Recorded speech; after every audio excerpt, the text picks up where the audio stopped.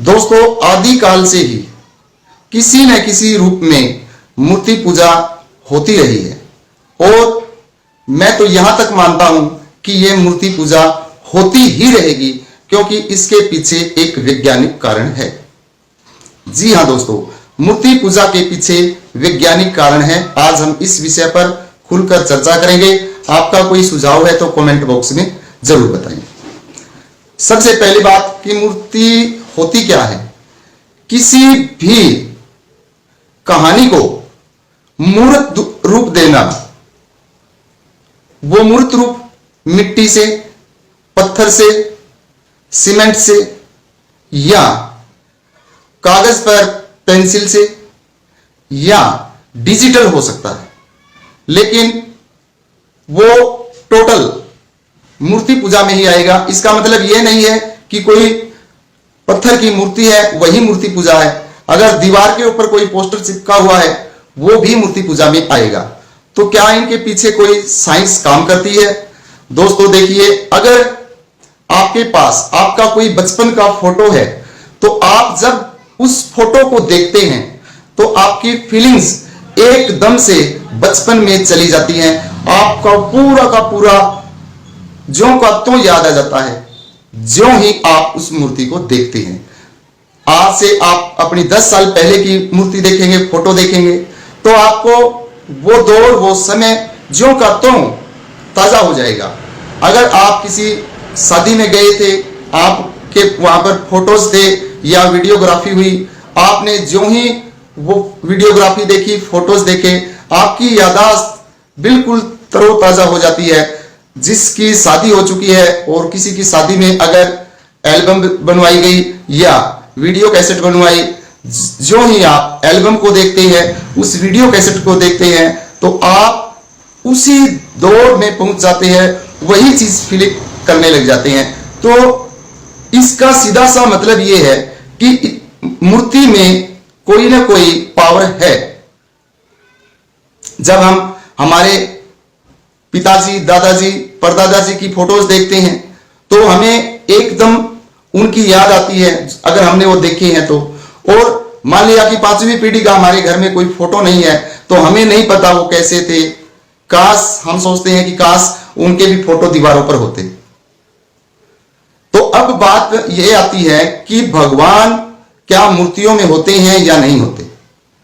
दोस्तों, एक साइंटिफिक तरीके से देखा जाए तो पत्थर की मूर्ति में भगवान नहीं हो सकता, लेकिन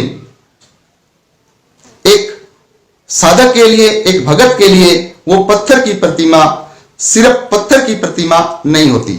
सपोज करें कि कोई हनुमान का भगत है, जो ही उसे हनुमान की मूर्ति दिखेगी तो उसके जो फीलिंग है वो भगवान के प्रति, अपने इष्ट देव के प्रति एकदम से ऐसे हो जाता है कि जैसे मुझे भगवान के दर्शन हो गए, और उसके आत्मा में एक विश्वास आता है, आत्मबल आता है।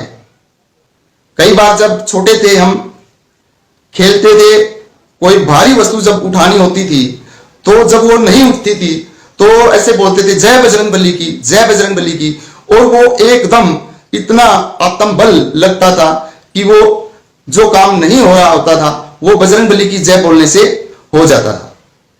ये दोस्तों सीधा सा इसमें एक आस्था से जुड़ाव की बात है। जिस भी देवता को, भगवान को आप मानते हैं, अब बहुत सारे लोग हर दिन भगवान नहीं है, मूर्तियों में क्या रखा है, मूर्तियों में क्या रखा है। दोस्तों, कहीं ना कहीं वो भी आस्तिक है। जैसे सपोज करें कि कोई व्यक्ति भगत सिंह को मानता है और वो ये कहता कि मैं नास्तिक हूं, तो मैं उसको नास्तिक नहीं कह सकता, क्योंकि वो भगत सिंह को मानता है। जो ही उसके सामने भगत सिंह का स्टेच्यू आएगा तो उसकी फीलिंग्स पूरी की पूरी वहां ऐसे हो जाएगी कि जैसे मैं भगत सिंह से मिल लिया हूं। तो वो हम उसे नास्तिक नहीं कह सकते, उसके लिए भगत सिंह ही उसका भगवान है। कोई डॉक्टर भीमराव अंबेडकर को मानते हैं, जब भीमराव अंबेडकर का स्टैच्यू उनके सामने आता है तो उन्हें लगता है कि मेरे सामने बाबा साहब खड़े हैं। ये उनकी फीलिंग है। इसी प्रकार दोस्तों, जो हिंदू धर्म है हिंदू धर्म में भी श्री रामचंद्र जी को एक मर्यादा पुरुषोत्तम, उन्हें रामायण के अंदर भगवान नहीं दर्शाया गया कि ये भगवान है, उनको जो नाम दिया गया था वो मर्यादा पुरुषोत्तम, यानी कि पुरुषों में सबसे उत्तम पुरुष राम थे। क्योंकि उनका जब आप जीवन पढ़ेंगे, जीवनी को पूरी खंगाल कर देखेंगे कि वो अपने वचन के प्रति कितने कर्तव्यनिष्ठ थे, अपनी जनता के को वो कैसे रखते थे, तो इसलिए उन्हें उत्तम श्रेणी में गिना गया और वो एक आदर्श के रूप में उन्हें मानने लगे। और जो भी हमारा आदर्श होता है, सपोज करें कि आप किसी आईएएस आईपीएस अधिकारी से प्रभावित है, आप उसको आदर्श मानते हैं, तो आप उसका फोटो जो ही आपको दिखाई देगा तो आपकी भावनाएं, पूरी फीलिंग्स उसे अटैच हो जाएगी। तो यहां पर मैं भगवान है या नहीं है इस मैटर पे बात नहीं कर रहा, बात कर रहा हूं कि क्या मूर्ति में एक्चुअल में ही कोई ताकत होती है। दोस्तों होती है, क्योंकि मूर्ति अपनी तरफ खींचती है। सपोज करें कि आपका कोई दुश्मन है, आपका कोई दुश्मन है, जो ही आप उसका फोटो आपके सामने आएगा तो आपके दिमाग में एकदम से गुस्सा आ जाता है, और जो ही आपका कोई प्रियतम व्यक्ति है उसका फोटो आपके सामने आता है तो एकदम आप भावुक हो जाते हैं, आप याद करने लग जाते हैं कि ये मेरा दोस्त है। और जिस भी व्यक्ति की मूर्ति, जिस भी इष्ट देव की मूर्ति आप देखते हैं और उस व्यक्ति से या उस इष्ट देव से जिस भी बात से आप प्रभावित हैं, जो ही आपको वो चीज दिखेगी, आपको वही भावना आपके दिल के अंदर हिलोरे लेने लगती है। तो दोस्तों मूर्ति में होता कुछ नहीं, लेकिन मूर्ति में एक आकर्षण है जो व्यक्ति को खींचती है। जो व्यक्ति श्री राम को नहीं मानता, श्री राम की मूर्ति उसको नहीं खींचेगी, अगर खींचेगी तो उसके दिल में दुर्भावना आएगी, बैड फीलिंग आएगी। लेकिन अगर वो किसी दूसरे इष्ट देव या इंसान को आदर्श मानता है, जो ही उसके सामने उसकी मूर्ति आएगी, मूर्ति किसी भी रूप में, स्टैच्यू हो सकता है, डिजिटल हो सकती है, कागज पर हो सकती है, तो उसकी फीलिंग वैसी ही हो जाएगी। तो इसका मतलब यह है कि मूर्तियों में आकर्षण होता है, मूर्ति खींचती है। अब यह हमारे भाव पर डिपेंड करता है कि हम किसकी मूर्ति के प्रति कैसा भाव हमारे दिल में आता है। वो उसकी जैसे जीवनी हमने पढ़ रखी है, अगर हम उनकी जीवनी से प्रभावित है और जिस सबसे बड़ी घटना से प्रभावित है, सबसे पहले हमें वही घटना याद आती है। दोस्तों दिनों दिन ये जो कुछ लोग यहां हिंदू धर्म को गाली बकते हैं, उनसे मैं आग्रह करता हूं कि मैं ये नहीं कहता कि आप राम को माने, कृष्ण को माने, न माने, वो आपका अधिकार है, लेकिन आप उनको गाली देते हैं, ये आप कौन सी सभ्यता का परिचय दे रही हैं।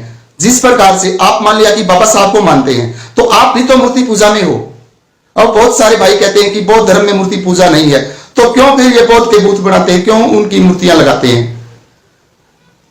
मूर्ति पूजा रहेगी, हमेशा रहेगी, ये छूट नहीं सकती। मैं ये नहीं कहता कि किसी भगवान की, उस भगवान की मूर्ति की पूजा होगी, नहीं। जो भी कोई हो सकता है कि कोई व्यक्ति ही आपके लिए भगवान हो, लेकिन आप उसकी मूर्ति 100% रखेंगे, क्योंकि मूर्ति एक याददाश्त को ताजा रखती है। आज हमारे पास मोबाइल है, हम फोटोज लेते हैं, सेल्फीज लेते हैं, क्यों लेते हैं? ताकि ये हमारी याददाश्त रहे, और जो ही हम उस फोटो को दोबारा देखते हैं तो वही फीलिंग, वही भाव, हमारे याददाश्त ताजा हो जाती है। तो इसलिए मैं आपसे एक गुजारिश करता हूं कि मूर्तियों को लेकर आप ये न कहें कि ऐसा नहीं है। अब बहुत सारे भाई, कोई सरदार पटेल की मूर्ति को देखकर रो रहा है, कोई अयोध्या में जो मंदिर बन रहा है वहां रो रहा है कि सरकार क्या कर रही, सरकार क्या कर रही है। सरकार ने पूरी जनता का ध्यान रखना है, वो उनकी भावनाओं का भी ध्यान रखेगी। तो दोस्तों ऐसी बात नहीं है कि आप ये मूर्ति पूजा का विरोध करते हैं। बहुत सारे संत महात्मा हुए, उन्होंने मूर्ति पूजा का विरोध किया, लेकिन बाद में उनकी मूर्ति बने, उनके मंदिर बने। महात्मा बुद्ध ने मूर्ति पूजा का विरोध किया, लेकिन उसी के अनुयायी जो थे उन्होंने इतना उनकी मूर्ति का इस्तेमाल किया। तो दोस्तों ये होता ही रहेगा, ये रुकेगा नहीं। तो आप इस पर चाहे जितने अपना टाइम वेस्ट कर ले, ये चीजें रुकने वाली नहीं है। धन्यवाद।